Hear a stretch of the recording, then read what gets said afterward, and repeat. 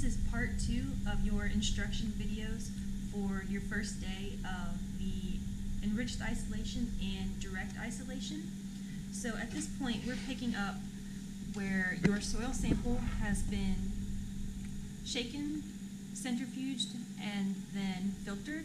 So this is your filtered phage sample. At this point, we're going to separate your sample into a direct isolation, which gives us a snapshot of what your soil sample might have in it, and then we'll also set up an enriched isolation, which is where we add our mycobacterium to the phage sample and try to help the phage along by giving its host in the tube.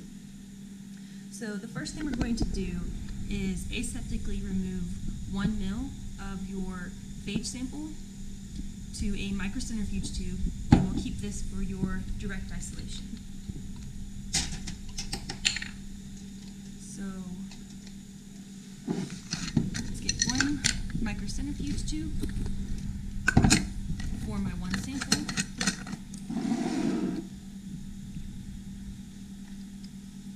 I'm just going to quickly label this DI for direct isolation and maybe HT for my holly tree.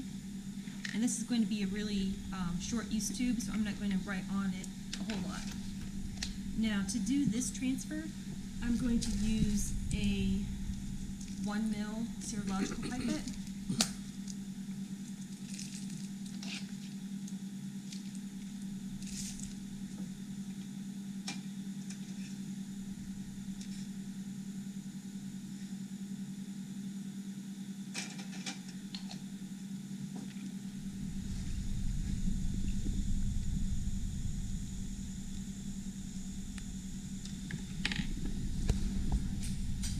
Now this tube for my direct isolation is ready to be used in something like a plaque assay or a spot test.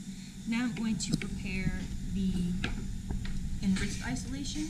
So I'm just going to add 500 microliters of our host, the Mycobacterium smegmatis, to the remainder of our phage sample. And the 500 microliters of your bacteria has already been aliquoted into a culture tube for you, so you just need to pipette out everything that's in this tube.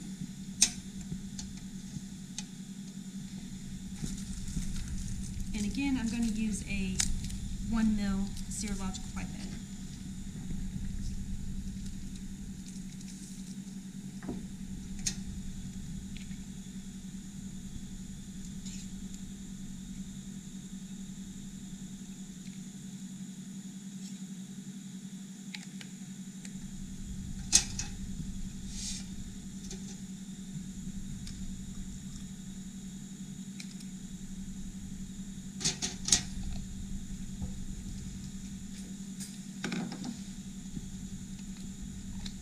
This tube, we're going to shake it at 220 RPM in the shaking incubator at 37 degrees Celsius. And our bacteria is aerobic, so it needs oxygen. So we're going to use a piece of tape to keep the lid on. We're going to turn the lid a little bit so that it's at least attached to the tube. But I'm going to put a piece of tape on the lid, attaching it to the tube so that whenever we put this in the shaker, the lid won't come off. And then we'll put this in the shaking incubator just like you did with your soil sample. And we'll leave this for probably 2 to 5 days, and we'll test it every couple of days or so. And that's it.